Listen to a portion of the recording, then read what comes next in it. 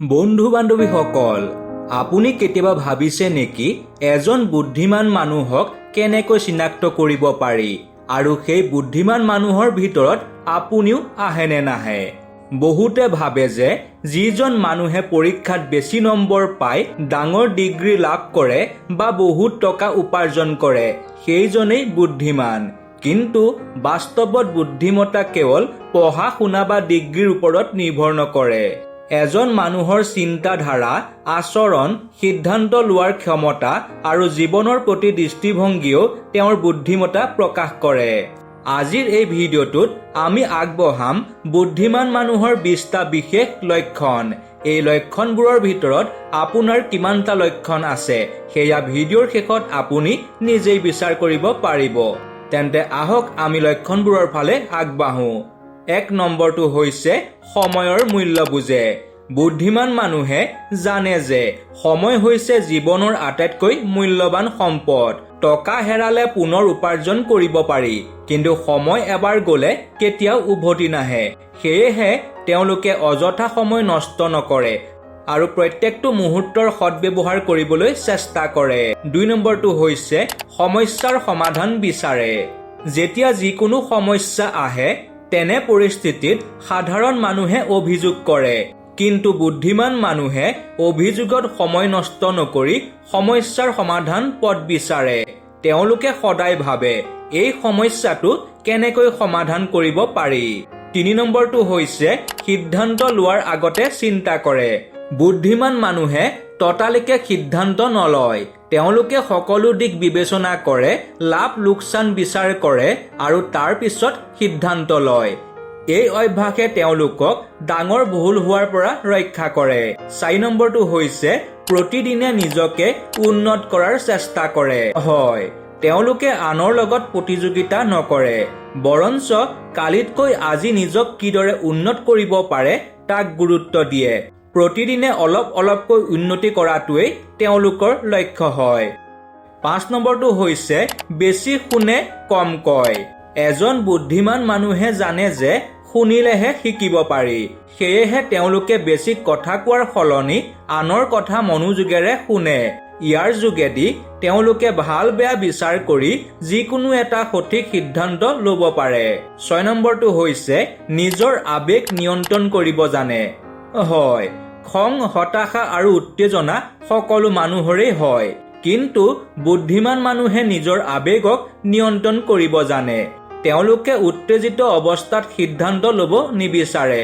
তেওঁলোকে যিকোনো সিদ্ধান্ত আৱেগৰ দ্বাৰা নলয়। 7 নম্বৰটো হৈছে সকলো বিষয়ত মতামত নিদিয়ে।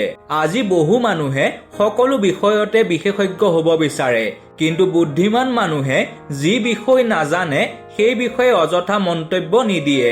তেওঁলোকে প্ৰথমে যিকোনো বিষয় এটা ভালদৰে জানিবলৈ চেষ্টা কৰে, তাৰ পিছতহে মতামত দিয়ে। 8 নম্বৰ পইণ্টটো হৈছে ধৈৰ্যশীল হয়। ডাঙৰ সফলতা এটা দিনত নাহে। বুদ্ধিমান মানুহে এই কথা ভালদৰে বুজে।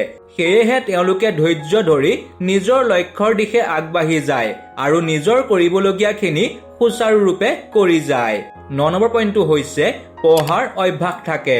হয়, বুদ্ধিমান মানুহে খালী সময় অপচয় নকৰি পঢ়া শুনাত সময় দিয়ে।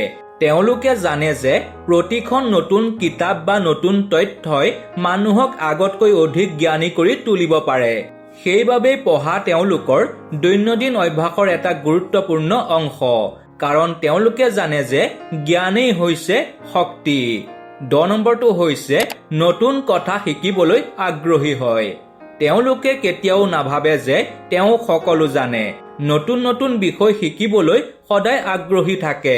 এই শিকাৰ মানসিকতাই তেওঁলোকক আনতকৈ আগুৱাই ৰাখে। 11 নম্বৰ পইণ্টটো হৈছে সমালোচনা গ্ৰহণ কৰে। যদি কোনোবাই তেওঁলোকৰ ভুল দেখুৱাই দিয়ে, তেওঁলোকে বেয়া নাপায়, বৰঞ্চ সেই সমালোচনাৰ পৰা শিক্ষা লোৱাৰ চেষ্টা কৰে আৰু যি ভুল কৰিছে তাক শুধৰাবলৈ চেষ্টা কৰে। 12 নম্বৰ পইণ্টটো হৈছে অহংকাৰ নকৰে। বুদ্ধিমান মানুহে জানে যে জ্ঞানৰ কোনো শেষ নাই। সেয়েহে যিমানেই সফল নহওক কিয় তেওঁলোকে কেতিয়াও অহংকাৰ নকৰে, কাৰণ তেওঁলোকে জানে অহংকাৰেই হৈছে এজন মানুহৰ ধ্বংসৰ প্ৰধান কাৰণ। 13 নম্বৰ পইণ্টটো হৈছে আত্মবিশ্বাসী হয়। বুদ্ধিমান মানুহে নিজৰ ওপৰত বিশ্বাস ৰাখে আৰু নিজৰ শক্তি সামৰ্থ্য ভালদৰে বুজি পায়। কোনো কঠিন পৰিস্থিতি আহিলেও তেওঁলোকে ভয় নকৰি ধৈৰ্যৰে তাৰ মোকাবিলা কৰাৰ চেষ্টা কৰে। আত্মবিশ্বাসে তেওঁলোকক সঠিক সিদ্ধান্ত ল'বলৈ আৰু জীৱনত আগবাঢ়িবলৈ সহায় কৰে। 14 নম্বৰটো হৈছে সৰু সৰু কথালৈ মনোযোগ দিয়ে। জীৱনৰ ডাঙৰ সফলতাৰ আঁৰত সৰু সৰু কথাৰ গুৰুত্ব থাকে। বুদ্ধিমান মানুহে সেইবোৰ কথা সহজে লক্ষ্য কৰে, কাৰণ তেওঁলোকে জানে যে সৰু ভুলৰ যোগেদিয়ে ভৱিষ্যতে ডাঙৰ ভুল হ'ব পাৰে। সেয়েহে তেওঁলোকে সৰু সৰু কথাত অধিক মনোযোগ দিয়ে। 15 নম্বৰটো হৈছে ভুল স্বীকাৰ কৰিবলৈ ভয় নকৰে। হয়, ভুল কৰাটো মানুহৰ স্বাভাৱিক গুণ, কিন্তু নিজৰ ভুল স্বীকাৰ কৰিবলৈ সাহস লাগে। বুদ্ধিমান মানুহে সেই সাহস দেখুৱায়। 16 নম্বৰ পইণ্টটো হৈছে পৰিৱৰ্তন গ্ৰহণ কৰিব পাৰে।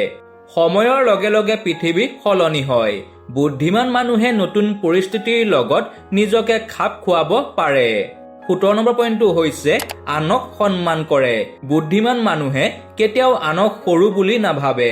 তেওঁলোকে ধনী দুখীয়া, ডাঙৰ সৰু সকলোকে সমান সন্মান দিয়ে, কাৰণ তেওঁলোকে জানে যে প্ৰতিজন মানুহৰ পৰা কিবা নহয় কিবা শিকিব পাৰি। 18 নম্বৰ পইণ্টটো হৈছে নিজৰ সীমাবদ্ধতা জানে। বুদ্ধিমান মানুহে জানে যে তেওঁ সকলো নাজানে। এই উপলব্ধিয়ে তেওঁলোকক অধিক জ্ঞানী কৰি তোলে। যেতিয়া যিকোনো এটা বিষয় নাজানে তেতিয়া তেওঁলোকে জানিবৰহে চেষ্টা কৰে। নিজকে কেতিয়াও তেওঁলোকে জনা নেদেখুৱায়। 19 নম্বৰ পইণ্টটো হৈছে লক্ষ্য স্পষ্ট থাকে। তেওঁলোকে জানে যে জীৱনত কি লাভ কৰিব বিচাৰে। স্পষ্ট লক্ষ্য নাথাকিলে সফলতাৰ পথ বিচাৰি পোৱা কঠিন। সেয়েহে তেওঁলোকৰ লক্ষ্য স্পষ্ট থাকে। 20 নম্বৰ পইণ্টটো হৈছে কৌতূহলী হয়। হয়, বুদ্ধিমান মানুহে সদায় নতুন কথা জানিবলৈ আগ্ৰহী থাকে।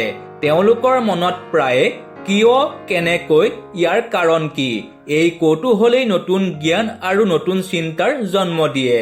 বন্ধু-বান্ধৱীসকল, বুদ্ধিমান হোৱাটো কেৱল কিতাপৰ জ্ঞান বা ডাঙৰ ডিগ্ৰীৰ ওপৰতে কেতিয়াও নিৰ্ভৰ নকৰে। এজন মানুহৰ চিন্তাধাৰা, আচৰণ আৰু দৈনন্দিন অভ্যাসেই তেওঁৰ প্ৰকৃত বুদ্ধিমত্তাৰ পৰিচয় দিয়ে। যদি আপুনি এই গুণবোৰ লাহে লাহে নিজৰ জীৱনত প্ৰয়োগ কৰিব পাৰে, তেন্তে আপুনিও আগতকৈ অধিক জ্ঞানী আৰু সফল ব্যক্তি হৈ উঠিব পাৰিব। এই 20টা লক্ষণৰ ভিতৰত কোনটো গুণ আপোনাৰ মাজত আছে কমেণ্ট কৰি জনাই দিব। আমাৰ এই ভিডিঅ'টো যদিহে ভাল পালে তেনেহলে লাইক কৰি দিবলৈ নাপাহৰিব আৰু চেনেলটো ছাবস্ক্ৰাইব কৰি আমাক আগবাঢ়ি যোৱাত সহায় কৰিব। পুনৰ এক নতুন ভিডিঅ'ত লগ পোৱাৰ আশাৰে আজিলৈ ধন্যবাদ।